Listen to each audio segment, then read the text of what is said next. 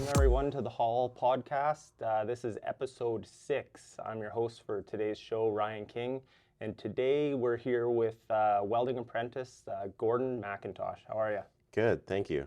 Thanks Happy for to be coming here. on, Gordon. Yeah, thank you for having me. So we're in the recording booth, and how long ago were you in the welding booth? 10 minutes ago, I'd say, yeah. So you're still coming in fresh. Oh, yeah. So let's go back a ways, and how'd you get into the trades? How'd that start out? Well, I'd say I have two older brothers. One of them's a plumber, and one of them's a HVAC technician. Yeah. And, you know, I've worked warehouses my whole life. Mm-hmm. And I wasn't really going anywhere with it, right? They're all dead-end jobs. Yeah. And they don't ever really pay any well. No. And I saw what the trades were doing for my brothers, right? Like, you know, one's got a family, he's got a house, right? He's, Yeah. you know, nice project cars, stuff like that. Yeah. Other one's got a condo, and they're both living comfortably, right? And they're always upgrading their skills, always moving towards something. Yeah. And I saw what the trades could do, and I saw what warehouses could do, which was nothing, right? Yeah. Yeah. And I said, you know what, I think I want to join a trade. So what made you think or pick welding? How did you take that path? Well, I bought that 4x4 Mm-hmm. for to try and get into off-roading, and fortunately I got in an accident, had to replace the front bumper, Mm-hmm. and I bought one of those weld together kits. Yeah. And you know, I got it, and I originally was going to pay someone else to do it, but I was calling around, and you know, I was getting quotes at like $180 an hour, $120 an hour, Mm-hmm. right? Maybe like all said and done, like $800, $1,200 for the whole thing. Mm-hmm. I was like, man, that's a lot of money, right? And so eventually I said, you know what? Screw it. I went to KMS. Yeah. Bought myself a little wire feed welder. Yeah. Some self-shielded flux core. Mm-hmm. I brought it home, showed my dad, and he wasn't very happy at first, right? He's like, oh, like what have you got yourself into, right, kind of thing. But I said, you know what? I got to do something with my life. I got to improve myself. I can't work in a warehouse my whole life. No. So I set myself up in the backyard, you know, and I actually went around to a whole bunch of metal shops. Yeah. And I explained the situation to him. I said, hey, I just bought a welder. I got no idea what I'm doing, but I want to learn. And you know, do you have any scrap metal I could have to practice with? Yeah. Yeah. And you know, a couple shops actually gave me a good amount. Yeah. Which was great. I was extremely thankful. It's good on their part. This guy learns how to weld and starts becoming a fabricator. You're going to come back and buy stuff from them if they throw you a bone, right? Exactly, and that's exactly what happened, right? A couple of weeks went by, and I needed more metal, so I went back and bought some more. So how did the bumper turn out? Pretty good. Yeah? I think it turned out pretty good. For my, I mean, the skills I had, I learned everything off of YouTube. Yeah, Yeah. as we do. Oh, yeah. Well, there's so much information out there nowadays, Yeah. right? And so many people that just want to help. So yeah, I set up in my backyard. I watched a ton of YouTube videos. Every day I would get off of work, and I didn't start with the bumper, right? Yeah. I'd say the first couple of weeks was just scrap metal, just slap it together and, you know, see what happens, kind of Different thing. joints, different techniques. Yeah. It's funny looking back, like you know, how little I knew, right? But it didn't take a whole lot. It's just, Well, you know what? It's just having the courage to just try. yeah. And I loved every second of it. Yeah. I really did. I would get off from work. I wouldn't even, eventually I transitioned to moving into the garage. Yeah. Your dad realized you weren't going to burn the place down? Yeah. I actually, before I went into the garage, I went to Home Depot and I bought some thin sheet metal, and I made kind of like a little box. Yeah. And, you know, just to help reassure him, like, hey, you know, all the sparks are contained. And I had a big fire extinguisher with me at all times. And yeah, I loved every second of it. I'd get home from work. I wouldn't even go inside the house. Yeah. I'd go straight to the garage for 3-4 hours and just weld. Okay. So now you got a bumper on your truck, which looks great. Hmm. I've seen it. So walk us through now you got a bumper completed. How do you end up here, or where do you go from there?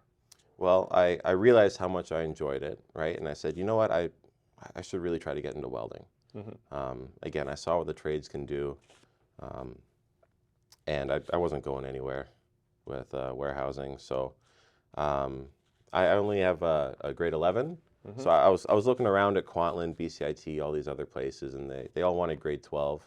Yeah. Um, but UA, the Piping Industry College, just wanted grade 10, Yeah. which is perfect for me. Hmm.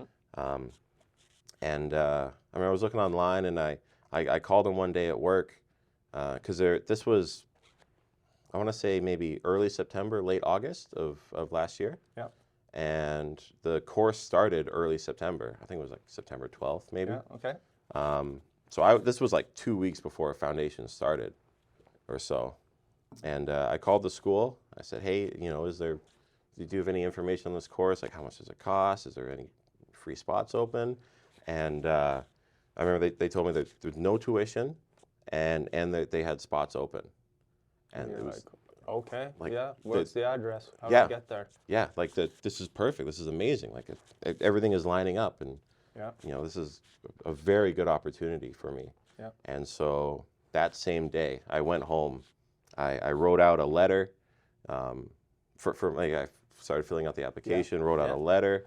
I took photos of all the gear that I had, the little welder, my gloves, the cheap little helmet I bought. I took photos of the bumper. I printed it all out. And because I knew like this is my one shot, like I got to get this. If I don't get in here, then I could get in like 10 months from now, right? Yeah. Something like that. So I wanted to nail it. Yeah. And I did all that. And then the next morning, I went in early to work. I got my boss to write me a reference. Yeah. And And they're bummed because they know they're losing you, right? yeah, but he's a nice guy. He wanted to see me succeed, right? Yeah. He was nice enough to let me, kind of take the early morning to drive to the school. Yeah. Good. I dropped off my application and got accepted, and Boom. that was the best. Timing is everything, hey? Like Oh what if yeah, it just all worked out? it was perfect. It couldn't have worked out better. It Yeah. really couldn't have. Yeah. Yeah, the welding foundations, the piping foundations, these courses are all currently being funded, Hmm. fully funded.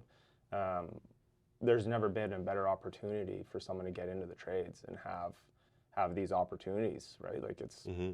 I when I was a kid in high school, at that time they're like, oh no, you don't want a job in the trades, all the trades, there's no work available. You want to be into tourism.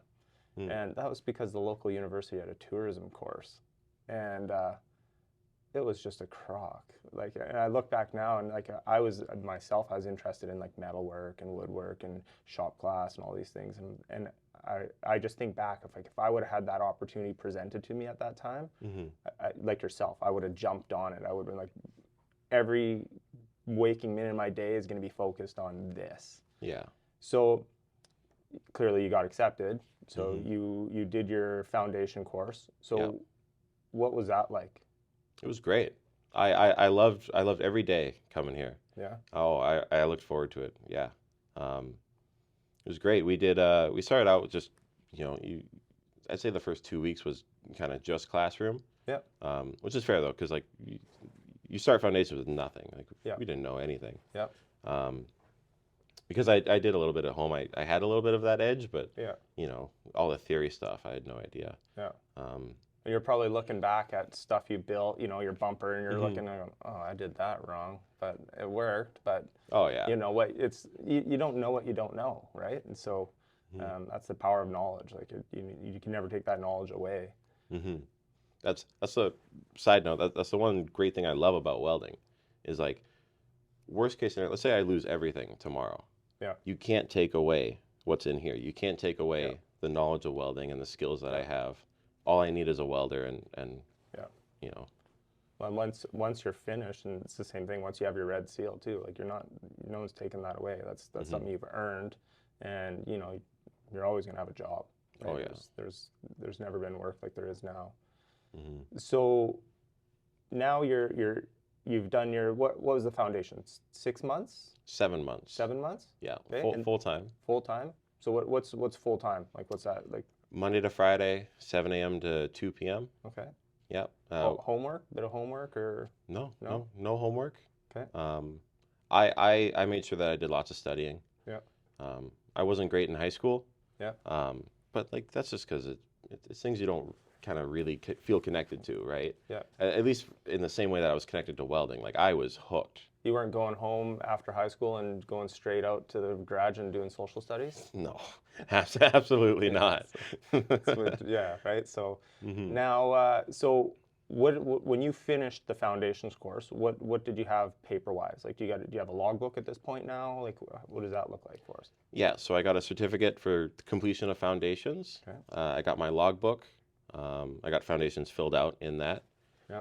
I came out of foundations with all position stick for in the CWBs, all position flux core with the Marine class as well. Yeah. And then I even went for all position MIG, just because I wanted to try it. And so armed with all three of those certificates, I was that kind of covers all the bases really for.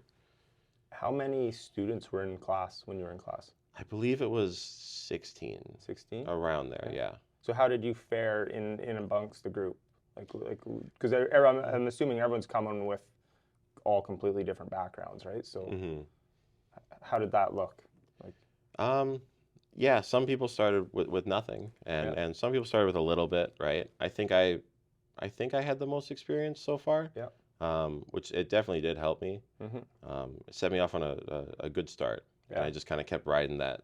Yeah. You just keep building on it, right? It keeps that pile of knowledge, and you just keep stacking it on. That's the neat thing about welding. When you have a logbook, it's like you literally are logging it, right? Yeah. You're logging all your certifications, you're logging your time, and it's something cool to look back. And I see a lot of logbooks when people are coming into the hall and stuff. I get flip through, and you see all this experience, and the books generally are like kind of dirty, and like they've been around, right? Yeah. And it's really cool to see that, right? It's something, it's something at some point, you maybe hand that to your kids or something. Like it's something like that's the most important book you've probably ever owned. Oh, at 100%. Yeah, that book is going to be my life. Yeah. Yeah, absolutely. So now you finished your C level, right? And then did you go work for a while, or where? Because you haven't been here for a bit. So where'd you go after that? So I joined 170 right away, and then I got into the Apprentice competition. Oh yeah, you did the UA skills competition. Yeah. Okay, what was that like? Great, I loved it. Yeah. So I started with Westerns, right? Yeah. Where was that held? Port Kells. Okay. So local 516. Yep. It's a HVAC union. Yep. Great facility, awesome place, very beautiful. Nice. Yeah.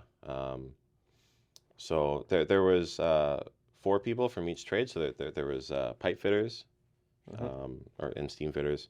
There's HVAC technicians, plumbers, welders. Sprinkler fitter? Yes, sprinkler fitter.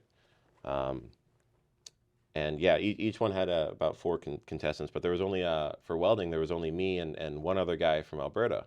Oh, okay. Yeah. Mano a mano. Yeah, one-on-one. Yeah.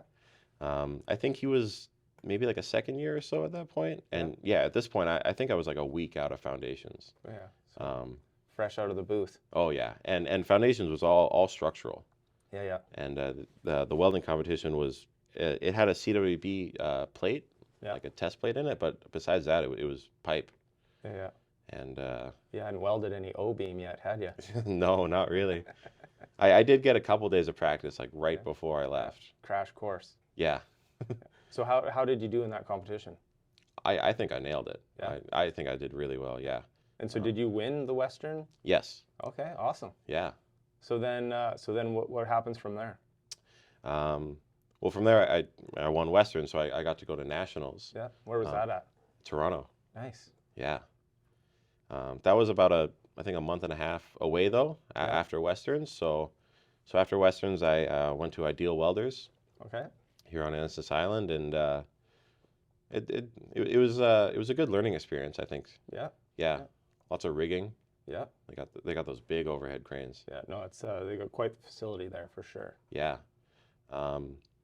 So I was there for a little bit, and then as the Nationals kind of was approaching, I kind of started thinking, like I'm not going to get a chance like this ever again, Yeah. right? So I left Ideal to practice at the school. Yeah. And I was doing that for, I think, about a week. Yeah.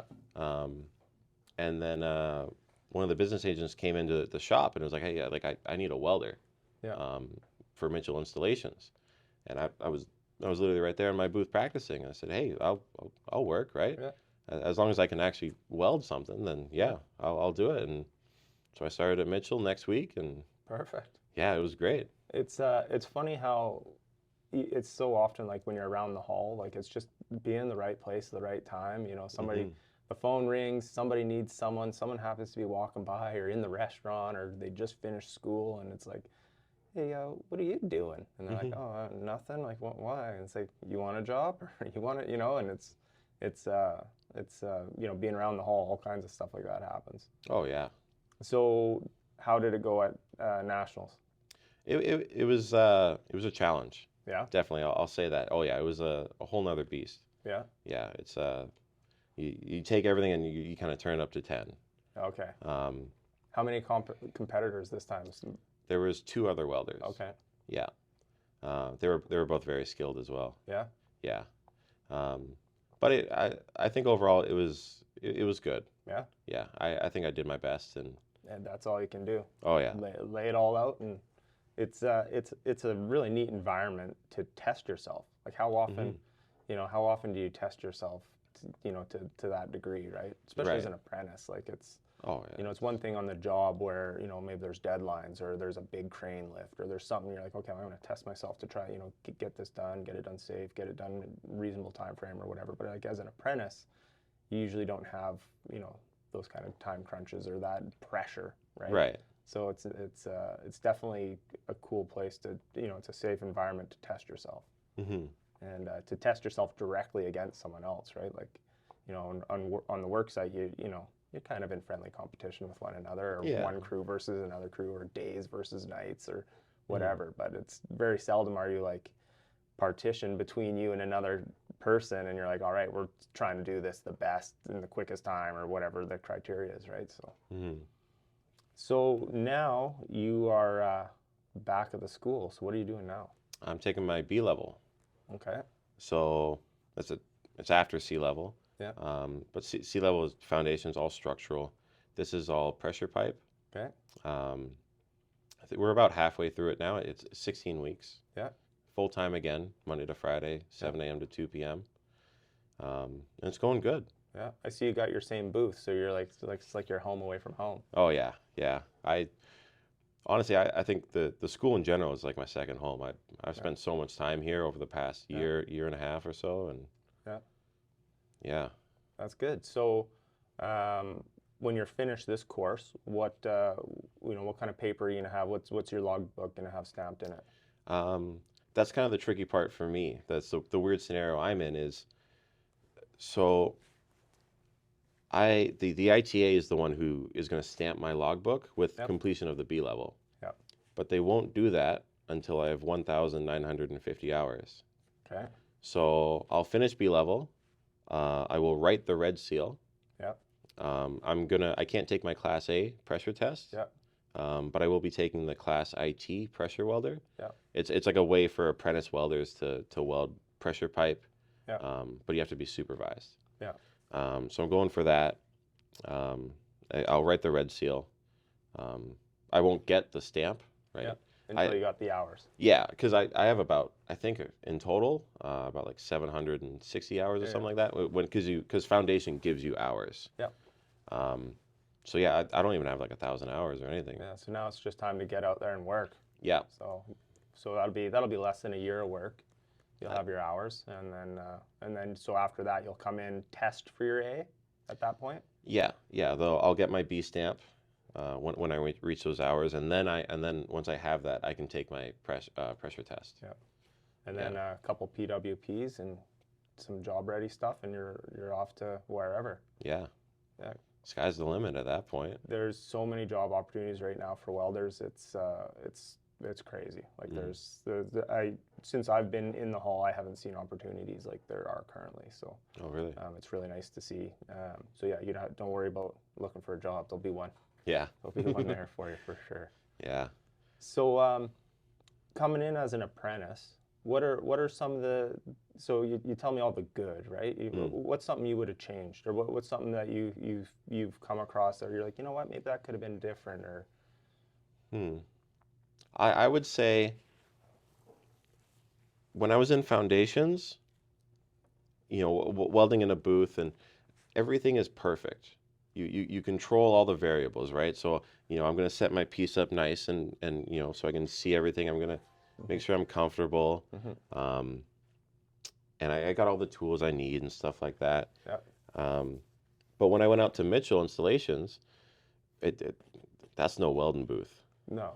You got the wind, you got Rain. potentially rain, mud. Yeah, hot sun. You can't really see what you're doing. You're in some weird spot, and I'd be welding stops and guides for the shoes. Yeah. So like the bottom of the pipe might be like here, but I'm viewing it from this angle, and it's you're working on your yoga, trying to get some pose in there to get there and holding your breath. Yeah, straining, shaking, and so one thing I would have changed if I could do it all over again is while I was in foundations, obviously start off with everything perfect and everything, but try some hard stuff, right? Let's try some difficult spots. Let's maybe I weld with my left hand, kind of away from me and towards me and bend the rod a couple times, stuff like that, right? Yeah. Well, those are the tips and techniques you learn by necessity. Yeah. Right? Like you're like, how that? I got to think, right? And being a welder, it's all about comfort and positioning, right? And so, if you can't weld in the booth, you're gonna really struggle outside of the booth, right? Because the booth is set up so well, right? What's some advice you'd give to someone if someone came to you and said, hey, I was thinking about being a welder, like what, being where you're at now, what would you tell them? If you really want to do it and you got like $300 to spare, go buy a cheap little welder. You don't need a crazy massive Lincoln, massive Miller, or nothing like that. Just do what I did. Buy a cheap little welder. Go to some metal shops. Say, hey, explain your situation. Do you have any scrap metal?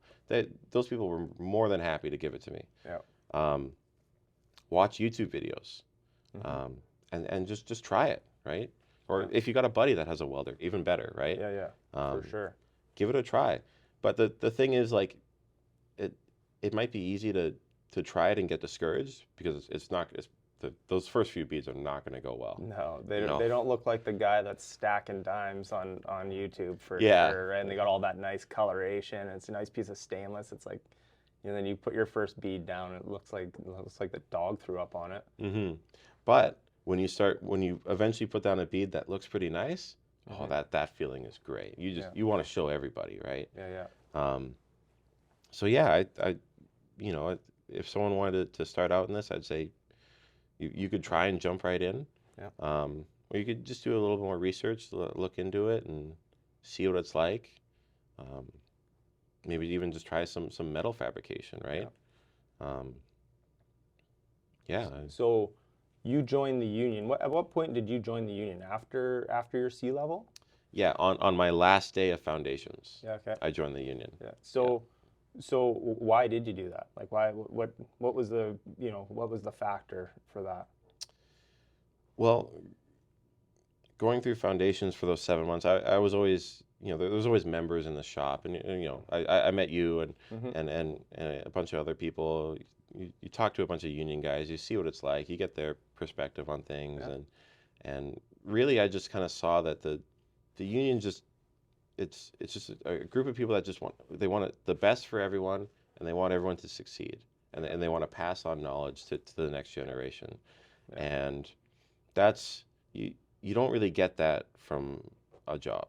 Yeah. Right. Like I if I went out and just went to some metal shop and got hired, they wouldn't really. Yeah.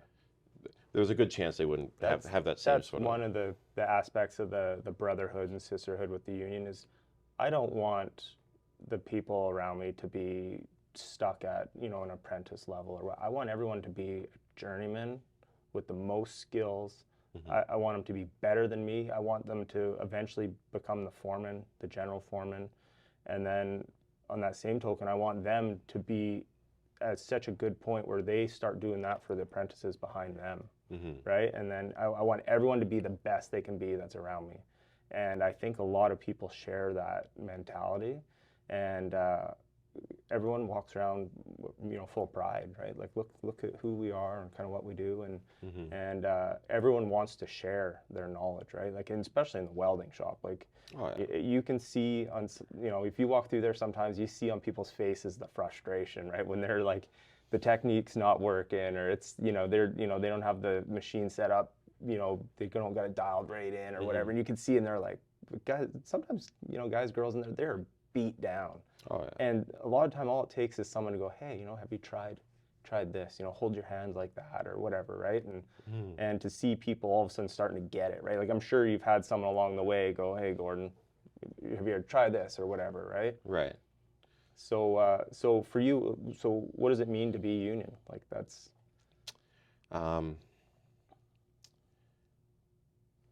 Training, I think, is a big thing for me, right? Is the constant strive to keep learning new skills, new knowledge, always better yourself. Yeah.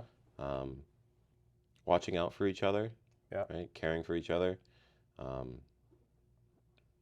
That's kind of the biggest things for me so far. Yeah, I It's think just- I think you hit it on the head there for sure. Mm-hmm. Well, that's a pretty good time where we're at right now to wrap it up. Thank Okay. you very much, Gordon, for coming on. Yeah, no problem. Straight from the welding booth to the Hey. recording booth. I appreciate your time, obviously, and good luck with your studies. Thank you. For everyone else out there that is watching the podcast, please like and subscribe if you like what you see. And till next time, thank you.